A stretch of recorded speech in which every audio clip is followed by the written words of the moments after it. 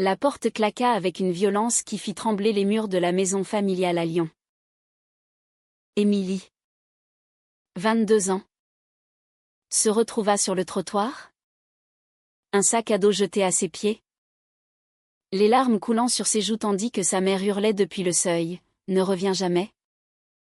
Tu n'es plus ma fille. » Tout cela parce qu'elle avait osé avouer son amour pour une femme. Une confession arrachée lors d'un dîner tendu où les secrets avaient éclaté comme une bombe. Émilie erra dans les rues froides de la ville. Le cœur battant. L'esprit en chaos. Comment en était-elle arrivée là? Elle. L'étudiante modèle en littérature à l'université. Issue d'une famille catholique conservatrice. Avait toujours su qu'elle était différente. Mais ce soir-là, quand son père avait trouvé des messages intimes sur son téléphone, l'enfer s'était déchaîné. Accusation de perversion, de trahison envers Dieu et la famille. Des mots qui la transperçaient comme des lames. Elle n'avait nulle part où aller, ses amis étaient trop loin. Et elle n'osait pas les impliquer dans ce scandale. Le vent glacial de novembre la poussait vers l'inconnu. Et elle se dirigea instinctivement vers le centre-ville, où elle savait qu'il y avait un refuge pour les sans-abri. Arrivée au refuge L'Espoir, un bâtiment gris et impersonnel géré par une association caritative, Émilie frappa à la porte. Une femme d'une quarantaine d'années, l'air fatigué mais bienveillant, l'accueillit. « Qu'est-ce qui t'amène ici ? » « Ma petite, » demanda-t-elle. Émilie balbutia son histoire, omettant les détails les plus intimes. Mais l'assistante sociale comprit vite.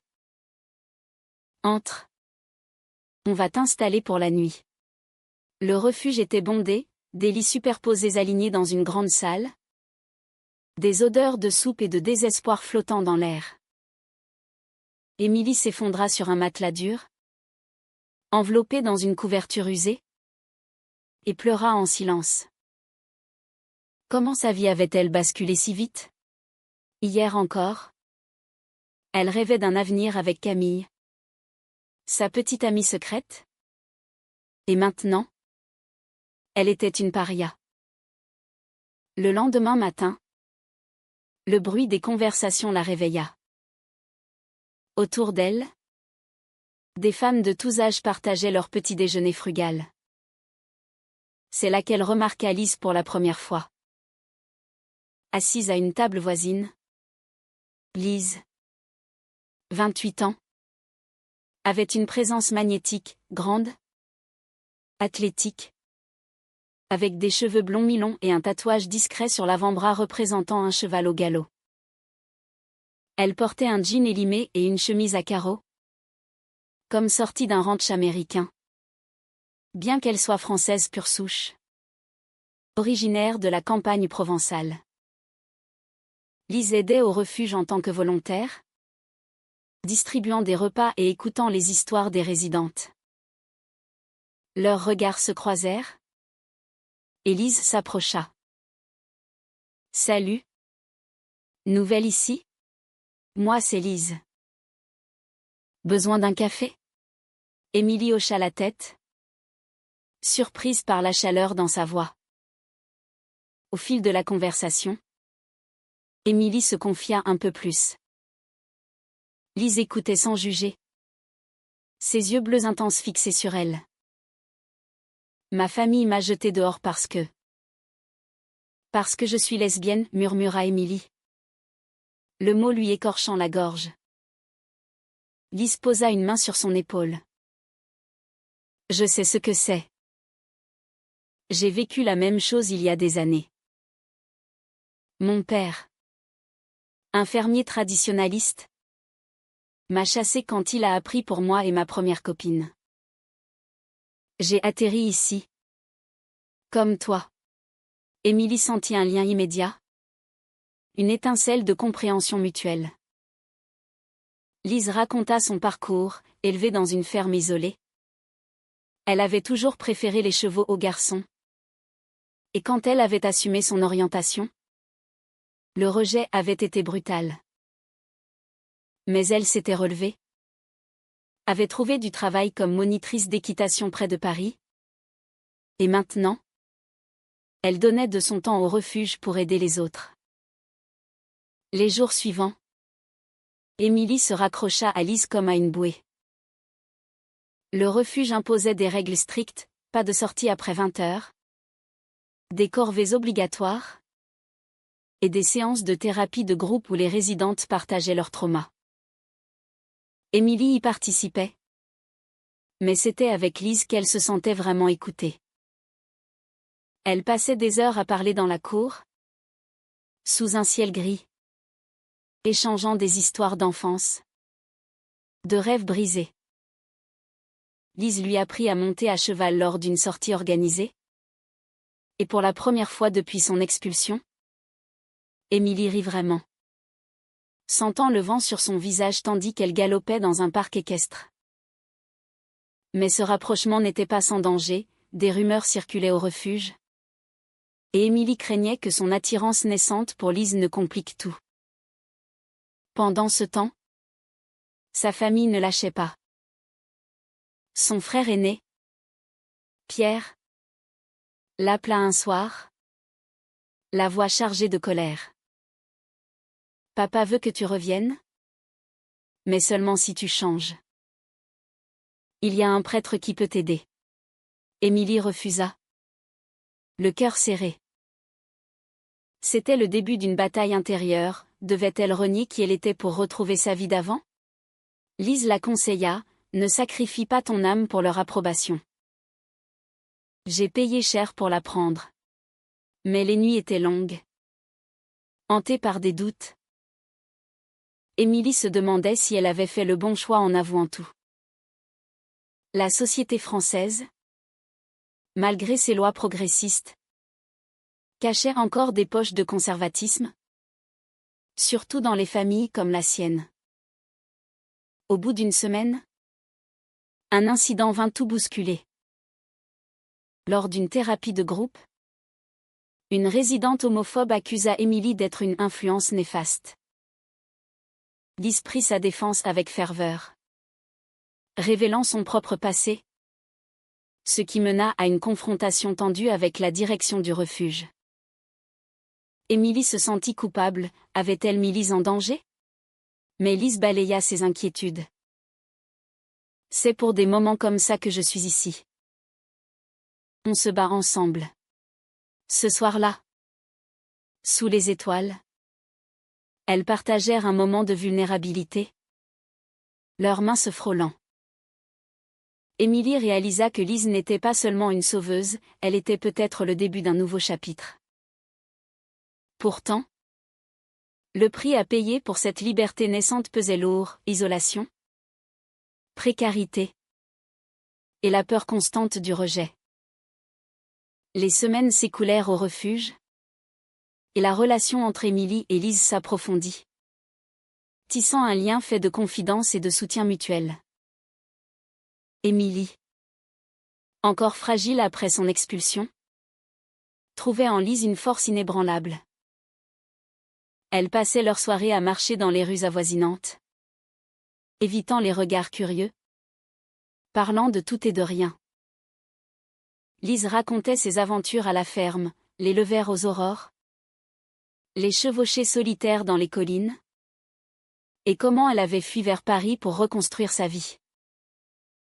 La campagne m'a formée. Mais la ville m'a libérée, disait-elle avec un sourire qui illuminait son visage.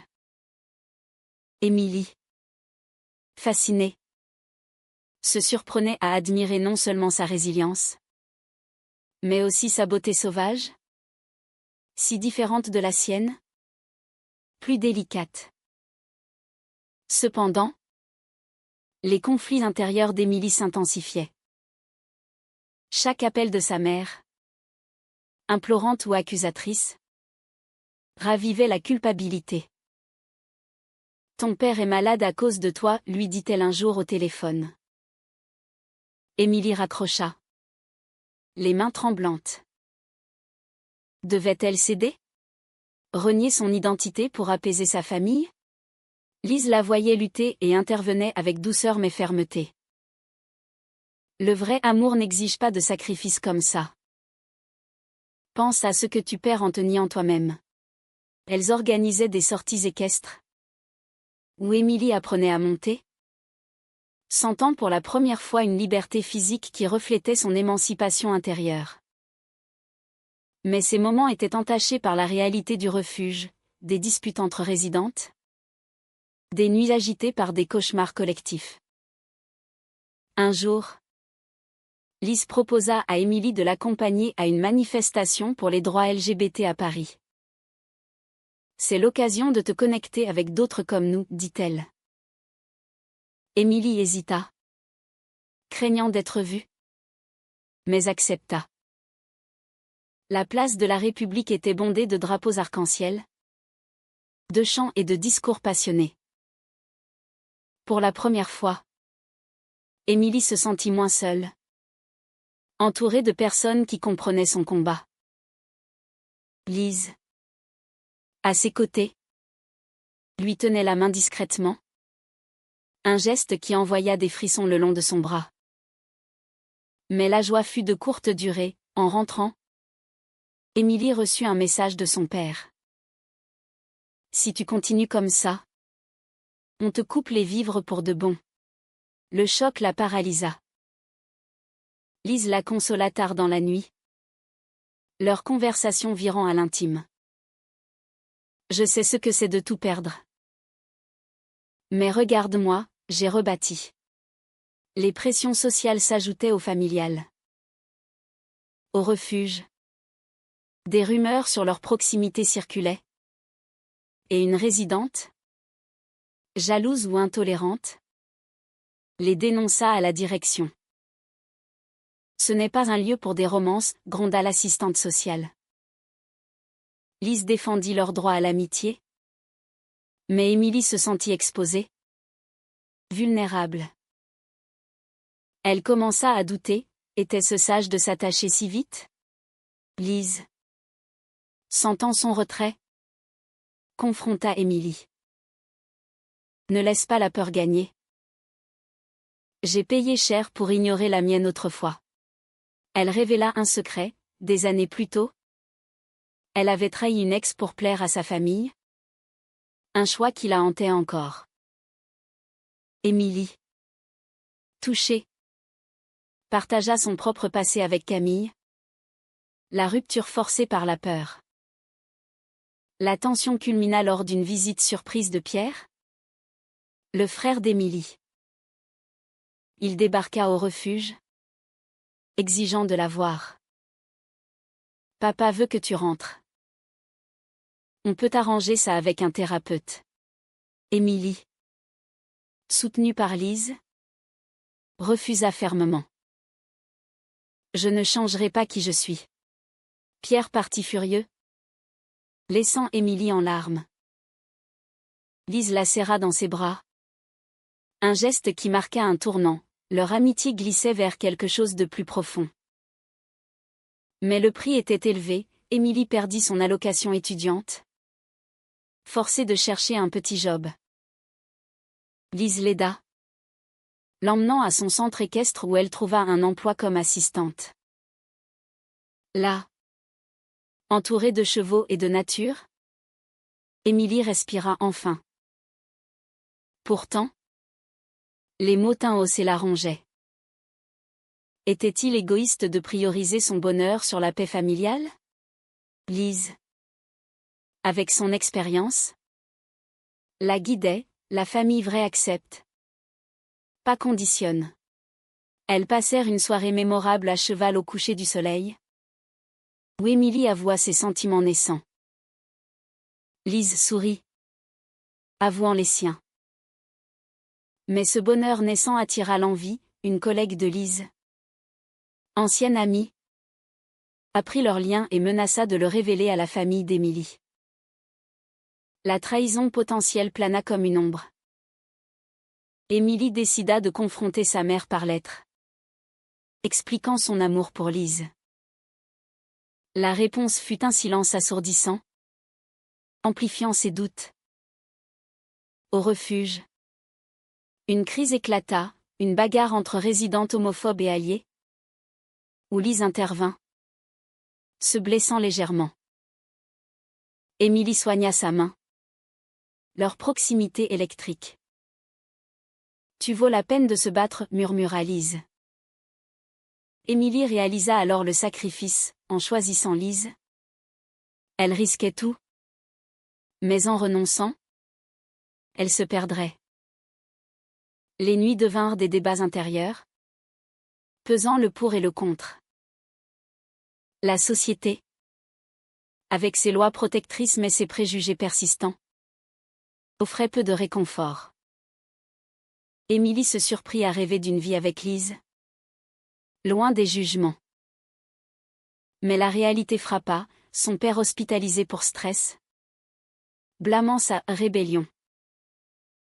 La culpabilité l'envahit, forçant une décision cruciale. Le conflit avec la famille d'Émilie atteignit son paroxysme quand sa mère, Marie-Claire, se présenta au refuge un après-midi pluvieux. Vêtue d'un manteau strict, le visage marqué par l'inquiétude et la colère, elle exigea de voir sa fille. Émilie, prévenue par Lise, descendit les escaliers le cœur battant. « Maman » murmura-t-elle. Marie-Claire la serra brièvement. Puis explosa. « Comment as-tu pu nous faire ça? Ton père est à l'hôpital à cause de ton choix pervers. » Émilie, les yeux emplis de larmes, défendit son identité. « Ce n'est pas un choix. C'est qui je suis. » Lise, observant de loin, intervint subtilement, présentant une tasse de thé pour apaiser les tensions. Mais Marie-Claire la toisa. « Et toi? Qui es-tu? Une influence néfaste? » Lise répondit calmement, « Juste une amie qui l'aide à traverser ça. » La confrontation dura des heures dans une petite salle du refuge. Marie-Claire évoqua les traditions familiales. La pression des voisins à Lyon. Les ragots à l'église. Pense à ton avenir. À nous. Émilie, déchirée, avoua son attachement pour Lise. Elle m'a sauvée quand vous m'avez jetée dehors. Marie-Claire partit en larmes, laissant Émilie effondrée. Lise la consola. Tu as été courageuse. C'est le début de la guérison. Mais intérieurement, Émilie questionnait, avait-elle le droit d'infliger tant de douleur? Les nuits suivantes, elle évita Lise, rongée par la culpabilité. Lise respecta son espace. Mais sa patience avait des limites. Au centre équestre, où Émilie travaillait maintenant, une opportunité se présenta. Lise proposa de l'emmener en Provence pour un week-end, chez une amie tolérante. Ça te changera les idées. Émilie accepta, espérant clarifier ses sentiments. Le voyage en train fut un mélange de joie et de tension. Arrivée à la ferme, entourée de vignes et de chevaux, Émilie se sentit revivre. Lise lui montra son monde, galop dans les champs, dîner simple sous les étoiles. Là, elles s'embrassèrent pour la première fois. Un baiser doux et hésitant qui scella leur lien. Mais le bonheur fut éphémère, un appel de Pierre informa Émilie que leur père menaçait de la déshériter. Reviens à la raison. De retour à Paris, les pressions sociales s'intensifièrent. Au travail, des collègues murmuraient sur leur relation, et une plainte anonyme au refuge accusa Lise de favoritisme. La direction enquêta, forçant Lise à se défendre. Émilie se sentit responsable, c'est à cause de moi. Lise balaya, non. C'est à cause de l'intolérance. Mais le doute s'insinua. Émilie contacta Camille, Son ex. Pour des conseils. Camille. Amère. L'a mis en garde, l'amour comme le nôtre coûte cher. J'ai renoncé pour moi. Cela raviva les motins, choisir Lise signifiait défier la société. Risquer l'isolement. Une trahison inattendue frappa, la collègue jalouse de Lise envoya une lettre anonyme à la famille d'Émilie. Révélant tout. Marie-Claire rappela. Hystérique, cette cowgirl te manipule. Reviens ou on te coupe pour de bon. Émilie confronta Lise. Qui jura son innocence. C'est quelqu'un qui veut nous séparer. Elles décidèrent de se battre ensemble. Mais le prix était élevé, Lise perdit des clients au centre équestre. Accusée de comportement inapproprié. Émilie. Pour la protéger, envisagea de partir. Peut-être que je devrais rentrer chez moi. Feindre le changement. Lise s'y opposa, ce serait te trahir toi-même. Pense au coup pour ton âme.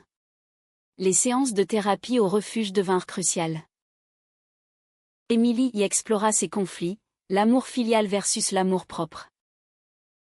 Lise participait parfois, partageant son propre chemin de réconciliation avorté avec sa famille. J'ai choisi la liberté. Mais ça m'a isolée des années.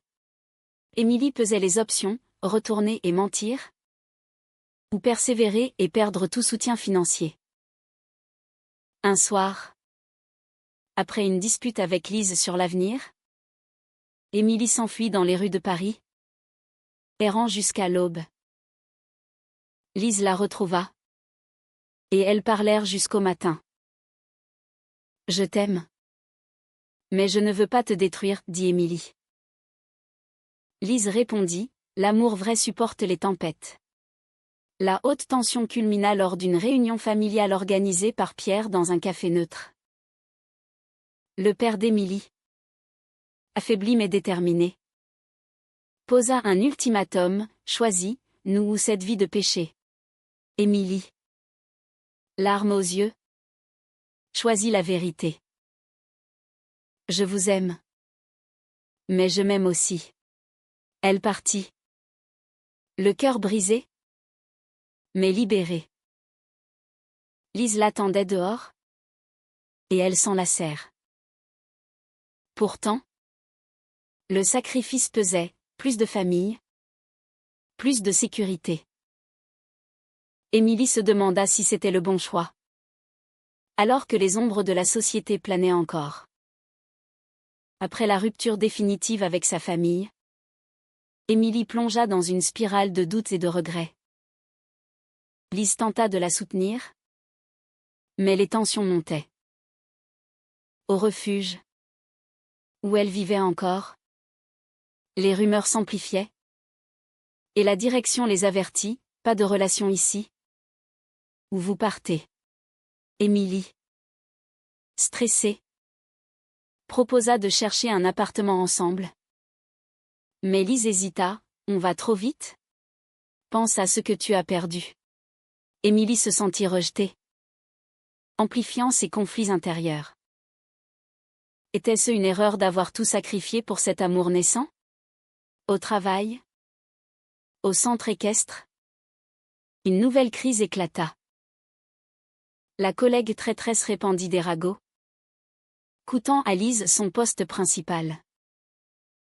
Furieuse, Lise confronta Émilie, c'est à cause de nous que tout s'effondre. Émilie, culpabilisée, s'isola.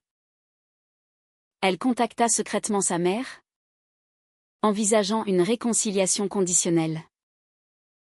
Marie-Claire répondit, viens seule. Sans elle. Émilie, tentée, mentit à Lise sur un rendez-vous. La trahison potentielle la rongeait, choisir la sécurité ou l'authenticité? Lors du rendez-vous avec sa mère dans un parc lyonnais, Émilie pleura, je veux rentrer. Mais je ne peux pas changer. Marie-Claire insista, essaie au moins. Pour nous. Émilie promit d'y réfléchir. Mais en rentrant, Lise découvrit le mensonge via un message. La confrontation fut explosive. Tu me trahis comme j'ai trahi mon ex autrefois. Lise, blessée, partie pour la nuit.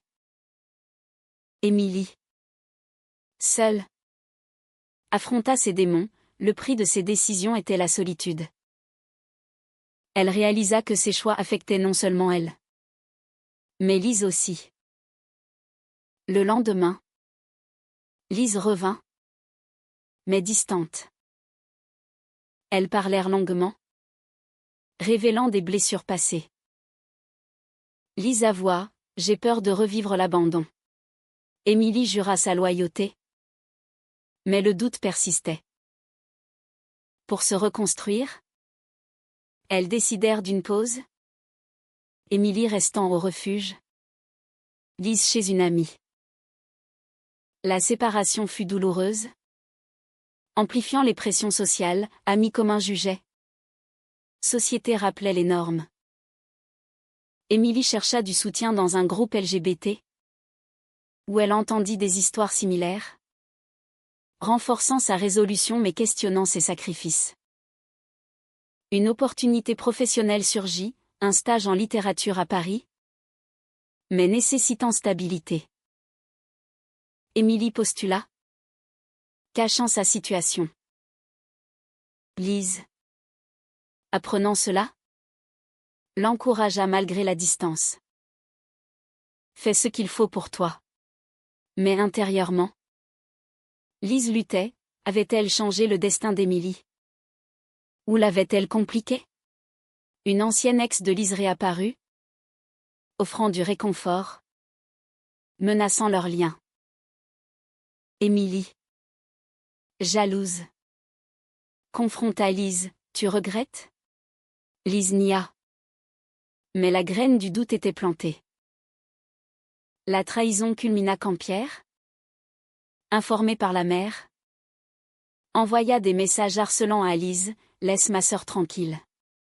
Lise, furieuse, bloqua. Mais le stress la fit craquer. Elle confia à Émilie, peut-être qu'on devrait arrêter avant plus de dommages.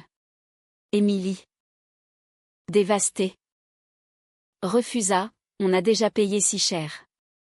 Elles se réconcilièrent dans une chevauchée émotive.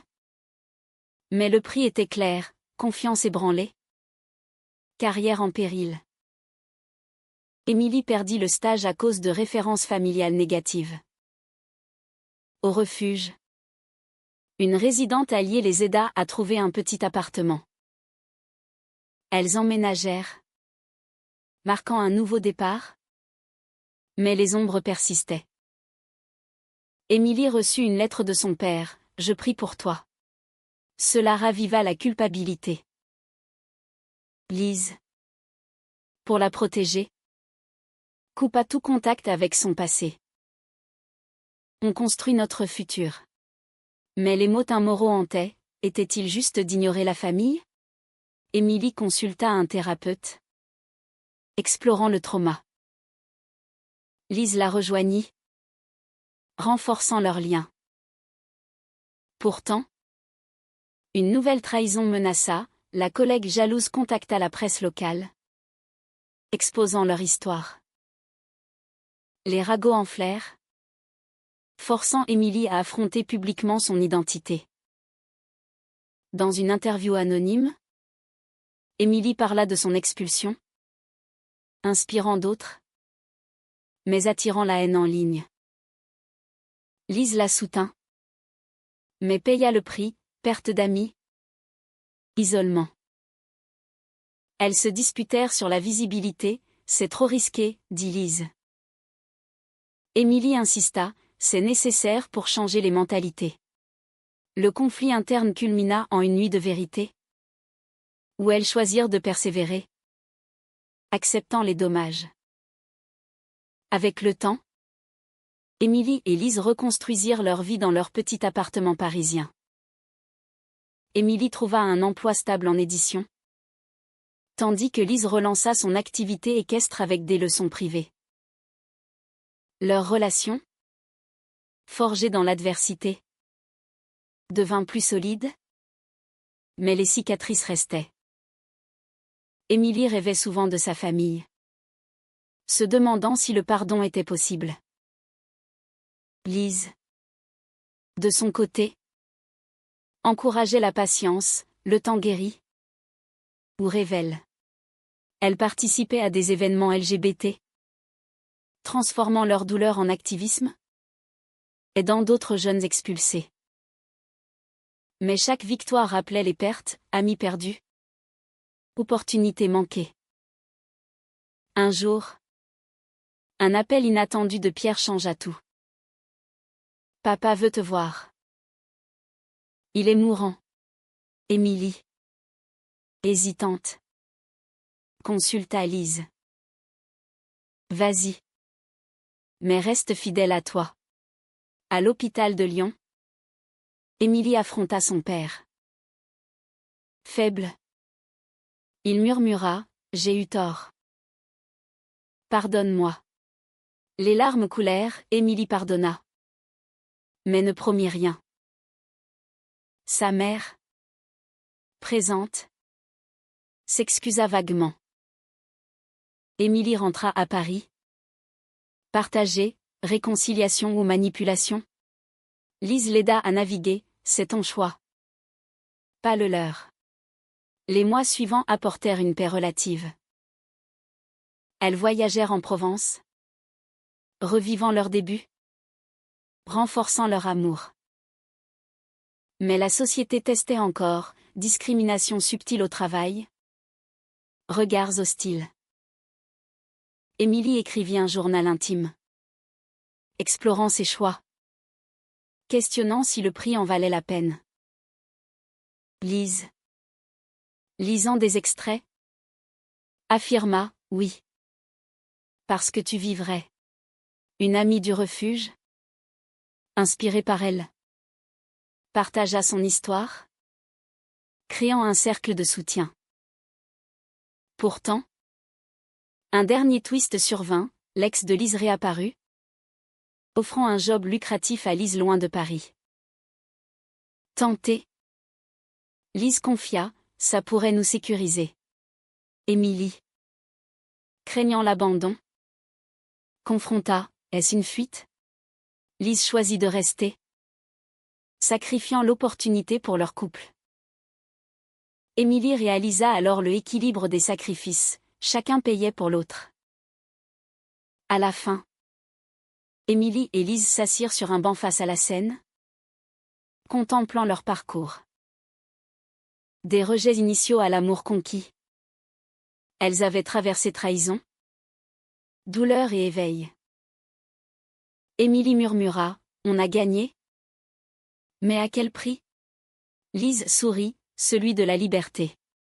Leur histoire, riche en leçons, posait une question éternelle. Sacrifier sa famille pour son identité est-il un choix égoïste ou une nécessité morale?